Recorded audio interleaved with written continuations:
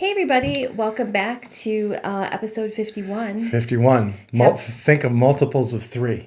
I know, and I always forget that, and I'm like, what number are we on? Well, 51 doesn't sound like a multiple of 3, but in fact it is. That's true. You know how you can tell something is a multiple of 3? No.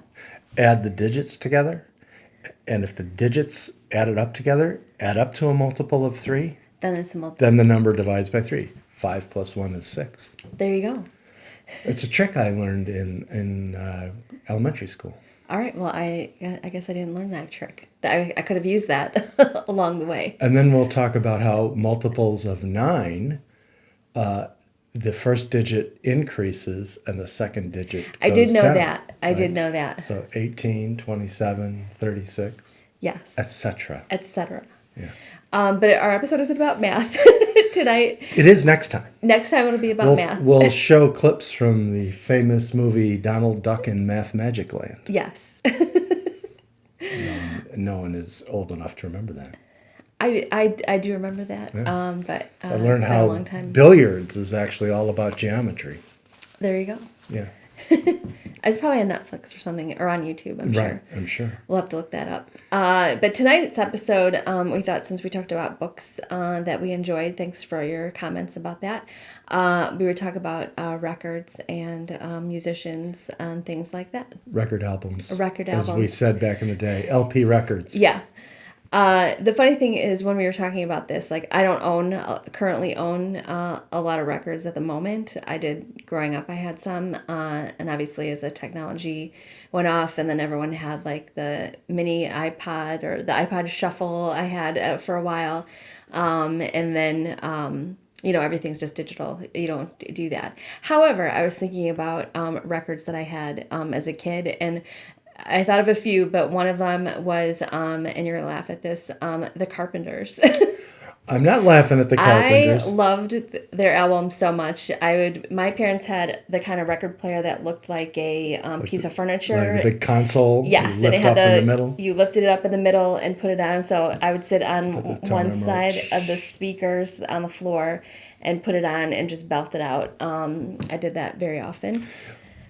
Which is fun. It's funny that you talk about the technology, though, because obviously in the old days when we were growing up, everything was record players, or that was the god awful 8-track tape, which I never understood. Yeah. Where it would stop in the middle of a song, move to the next track, and the 8-track, which didn't correspond to the songs on the record, made no sense. And you popped it in. They had that big opening in the car. Yeah. But, other than 8-tracks, I mean, it was all albums and cassettes, and almost everything I bought was on vinyl. Almost everything I owned was on vinyl. But so then it moved from, there to, briefly there were those digital audio tapes, Yes. little tiny things, and of course CDs. I think the first CDs I got, we went to... My brother Mark worked for a shipping company, but because one of the things they did was help people relocate if they were, moving overseas for work. They sold things like stereo equipment and that sort of thing. So That people were trying to get rid of. Well, it wasn't that people were trying to get rid of, but they sold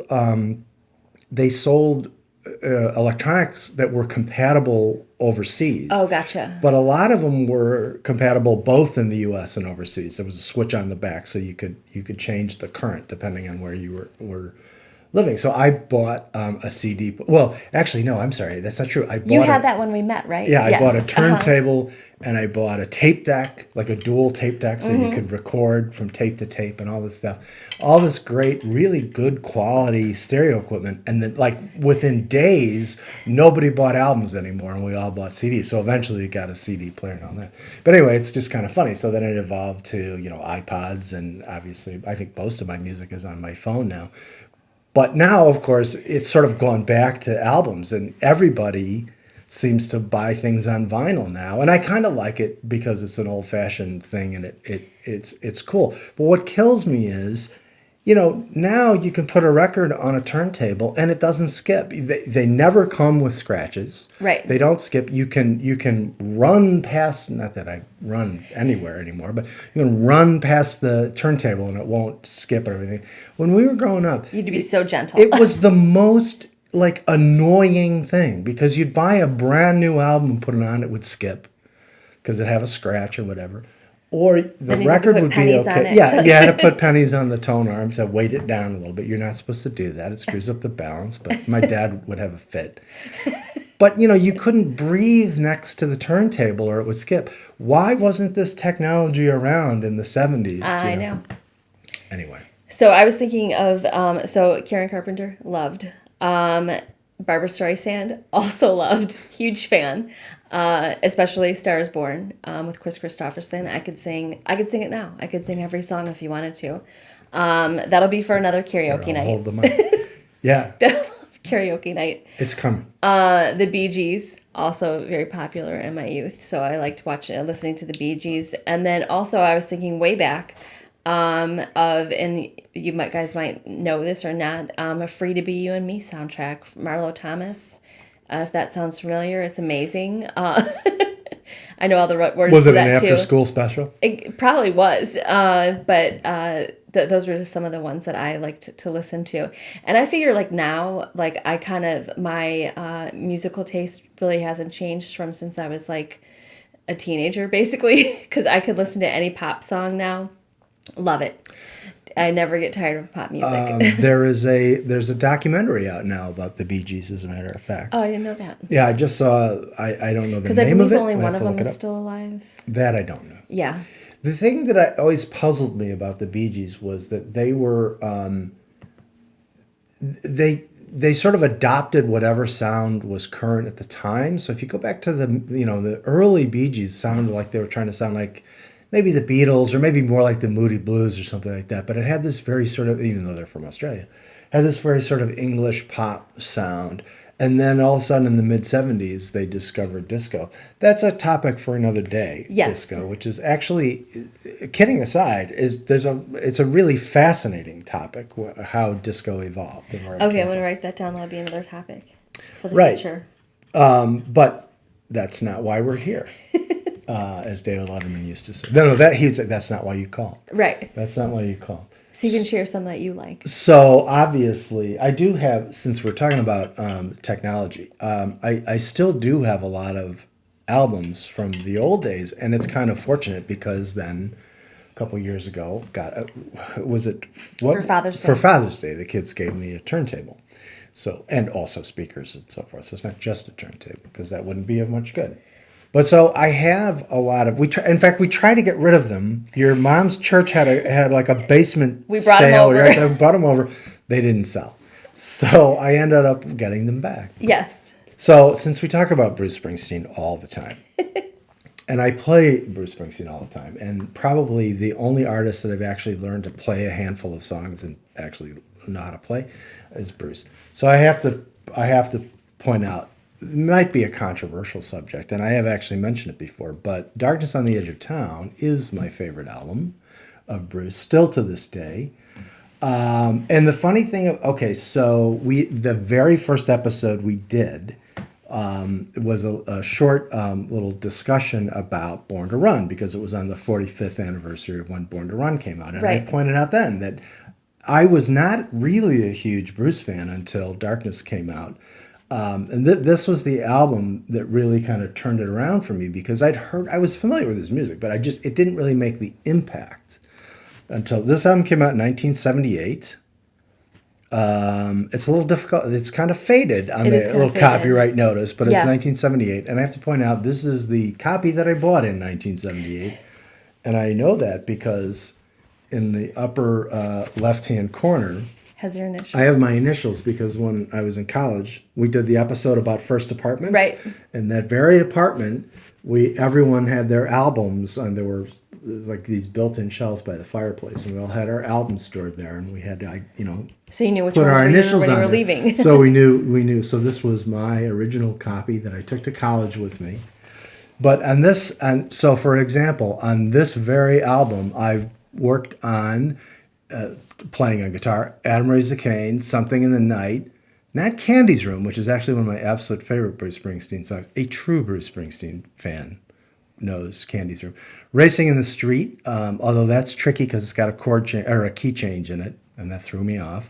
That's the song that when our middle guy was very, very little and had trouble sleeping, I would sing to him to help him get to Yes, sleep. that's true. The Promised Land, which is really, in fact, the very first song I think I ever really learned to play all the way through from start to finish.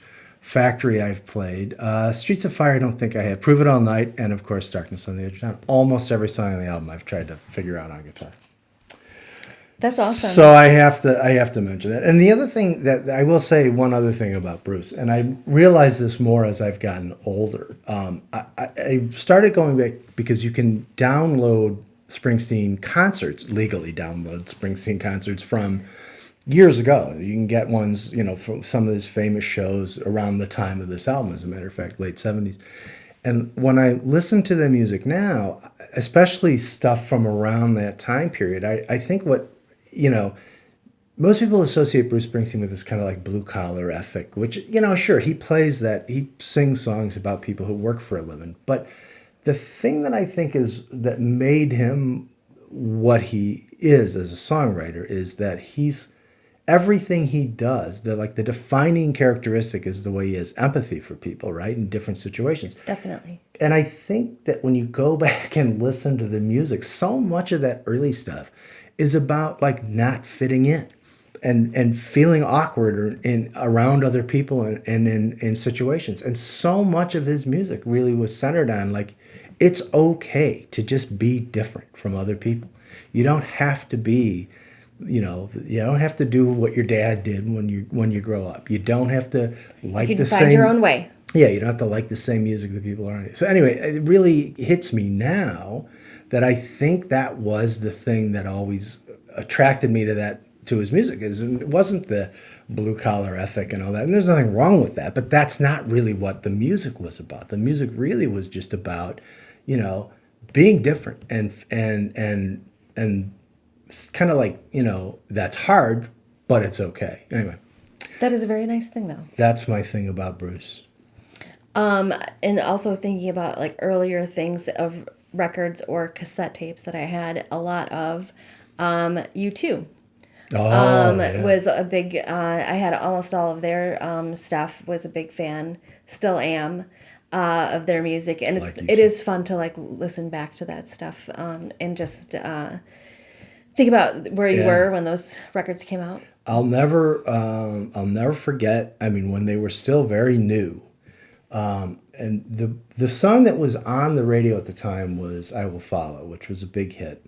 Well, I mean, not compared to their later hits, but it was for the time, and it was a sound. It was just such an original sound, and I was in college and was at home for, I don't know whether it was the summer or Thanksgiving or Christmas or whatever, but I was at home. And my brother Tom was a great guitar player. I've mentioned him before, passed away a few years ago, 10 years ago, 11 years ago. Yeah. Can't keep track of time.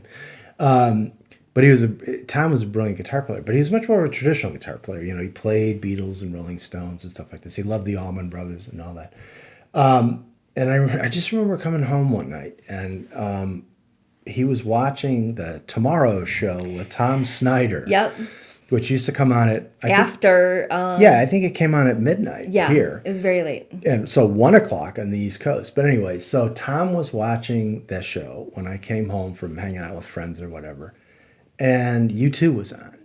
And because Tom Snyder was trying to save his show. So he had The Clash on, and he had U2, and he Trying to bring back... Elvis Costello was on. He's trying to, have all the young kids tune in. Anyway, so I just remember sitting in the dark in my parents' living room with just the television on, and my brother Tom watching U2 play I Will Follow. And I think they also played Gloria. Because they played a couple of songs, and just my brother just being in awe of the way he played, the way the Edge plays, and he did these incredible things with it, this echo effect. So cool. Where he was basically layering. He's playing live, but he's basically layering the sound. Just amazing.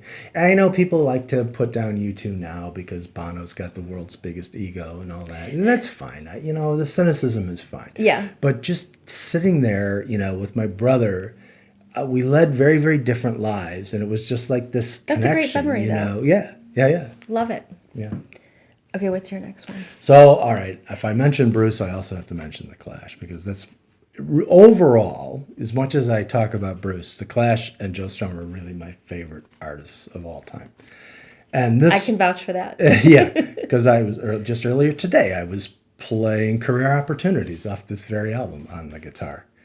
And the thing of it, I mean, it's similar to Darkness on the Edge of Town. For me, in the late 70s, everything around here was, this sort of California, like Laurel Canyon sound, Eagles, Fleetwood Mac. Nothing wrong with that. Jackson Browne, all Yeah. that stuff. That was great music, and really, really talented players and stuff like that.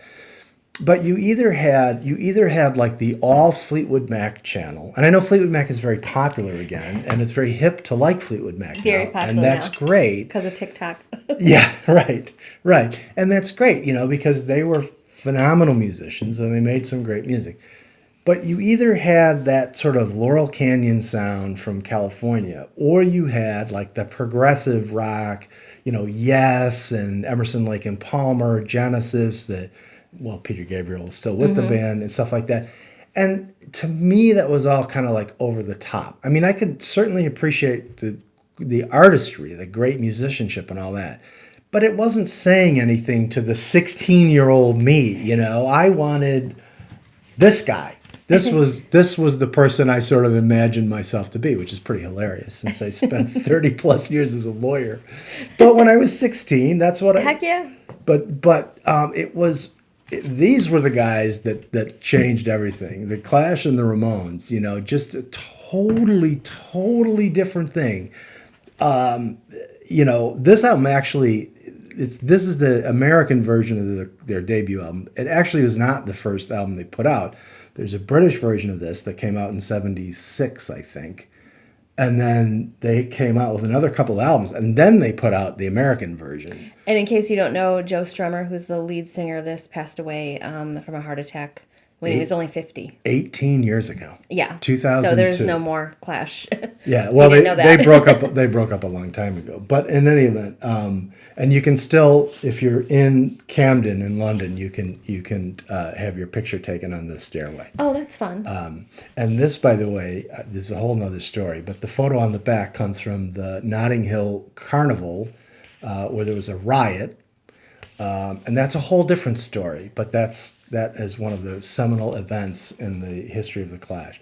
But anyway, it was just this, I guess, sort of angry approach to music that I was totally unfamiliar with, but it really just was so eye-opening. It was sort of the polar opposite of anything that you heard on the radio, and it just was invigorating and exciting. And they weren't necessarily great musicians, although they were very good songwriters. I mean, Yeah. some of the songs are incredibly catchy. But it was just this depth of caring about what was going on around them. They were not nihilists, I mean, a lot of punk you think of as being, sort of pro-anarchy, just wanting to tear everything down. That was not the Clash at all. They were actually extremely positive, but also kind of angry. You know what I mean? I mean, it sounds strange, but that was true. And my favorite thing is that what somebody in an interview asked Joe Strummer what was their underlying philosophy, and he said, we're anti-racist, anti-fascist, and anti-violence. And I thought, what else could you want in a rock and roll band? That's amazing. That's pretty much it for as far as I can tell. We're going to go from the Clash to another one of my favorites from my youth, Madonna. Nothing wrong with Madonna. Absolutely nothing wrong. I had all of her albums. Every time they came out, I would get them. And also, if we do karaoke night, I can also sing pretty much any song by heart from her. So, huge fan. Also, I was thinking the other one that was I loved growing up was Heart. Which was just played that song on repeat so many times that in my family would be like, not again, because I would just put it over and over and over. They were the Seattle sound before there was a Seattle sound. And I think that's one of the things that I think that they were obviously on hiatus for a while, but I think they actually came back. Didn't they come They, back? yeah, well, they were one of the bands that, they had a lot of success kind of in the mid 70s. Then they faded a little bit, partly because the style of music, they were kind of they were sort of a metal band, not metal, but heavy rock, hard rock anyway. And then like when video came along, when music videos came along, they like reinvented themselves. In You know, the music song that I'm video thinking of is that "Try to Understand," era. Magic Man. Yes, Magic Yeah, Man. yeah. That's the one I'd put on repeat all the time. It's just an extraordinary band. That was just a snippet of my singing talent. It gets better. It gets better. No, I like them. And the thing about Madonna is, even though I was not really into that kind of music, the one thing I always loved about Madonna was that she was in charge. Very few artists, especially right from the start, are able to like chart their own course. And, And it this changed their image, changed the way that they looked, whatever, Right. and just she adapted was however the the heck boss. she wanted to. Yeah. She did her thing, and I, from day one, you just knew that no one was telling her what to do. I mean, sure, that's not literally true, Right. But there's a song on the first Clash album called "Complete Control" where he says, "Oh no, actually, I'm confusing the two songs. As a matter of fact, it's a song called "White Man and the Hammersmith Palais," where they say, the new groups are not concerned with what there is to be learned. Well, I can't remember all the words. This is terrible. But he says, you think it's funny turning rebellion into money. In other words, the record company is using them to make money and they're trying to like change the world. Yes. Anyway, it was pretty funny. That is interesting. Actually, in Complete Control, there is a lyric to that effect where he says, they said we'd be artistically free when we signed that bit of paper. They meant we'd make lots of money and worry about it later. So, in other words, they were recognizing the control that the record company had over them, even though they were rebels. Yes.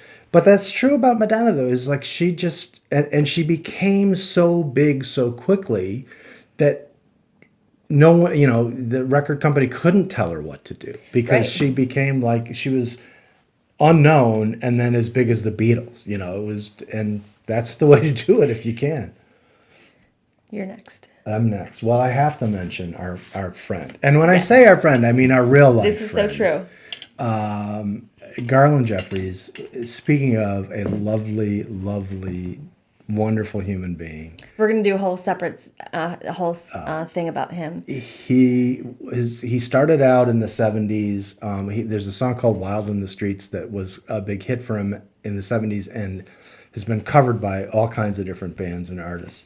But this is the album that really got me into his music. This also came out in 1981. This is called Escape Artist. Is that right? Am I reading that right? Yes. Yes, 1981. The print is very small It's at the bottom. super tiny.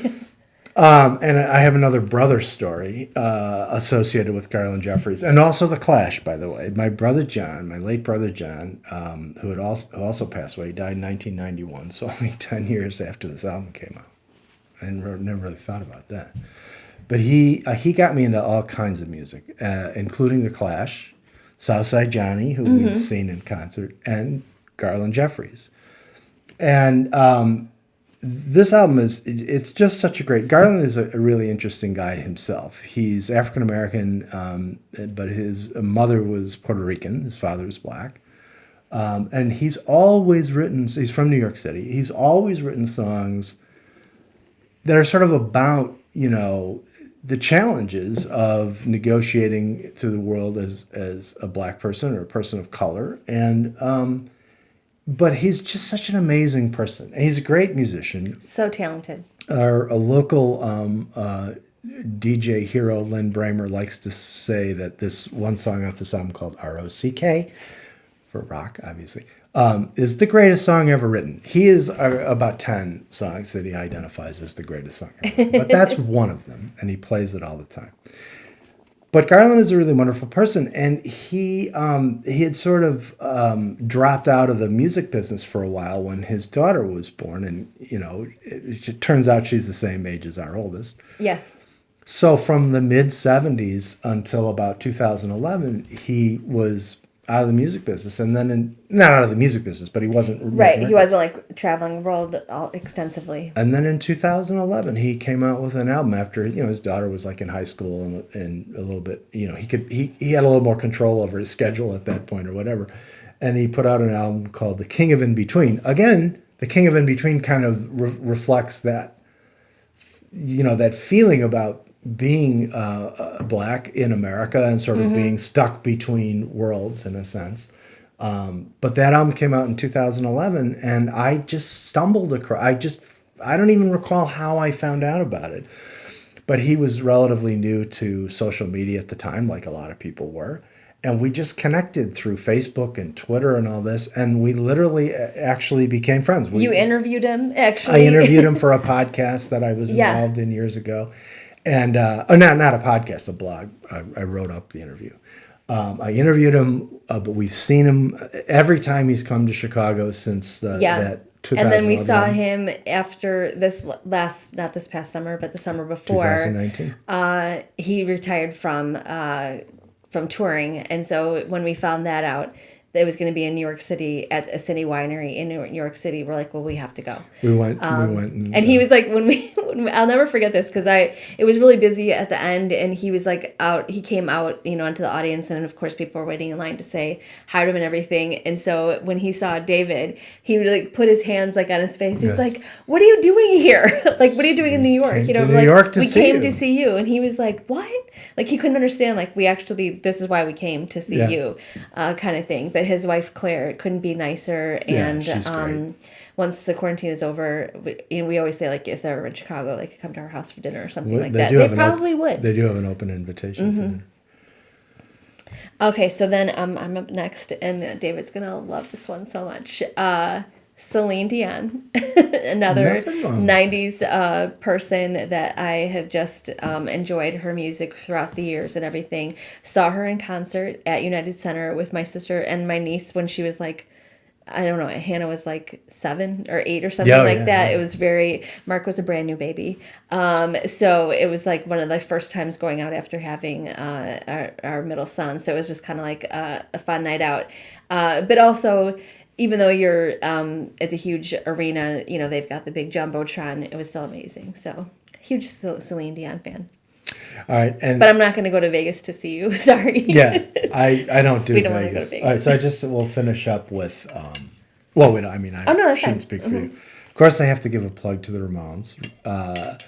I'm not even sure this is necessarily my favorite Ramones album, but this was Rocket to Russia was one of the very first ones and one of the ones that really got me into the Ramones. And of course, it has one of my all-time favorite Ramones songs, Sheena is a Punk Rocker. It also has a great cover of Do You Want to Dance, which is hilarious.